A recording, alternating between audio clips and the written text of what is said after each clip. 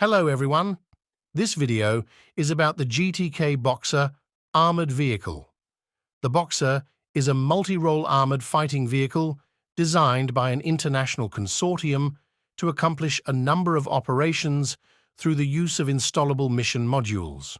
The Boxer started in 1993 as a joint venture design project between Germany and France, with the UK joining the project in 1996.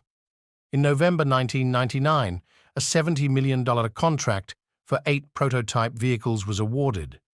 France left the program in 1999 to pursue its own design. In February 2001, the Netherlands joined the program, and an additional 4 prototypes were built for the Netherlands. Then known as GTK, MRAV PWV, was unveiled on 12th of December 2002. The name Boxer was announced when the second prototype appeared.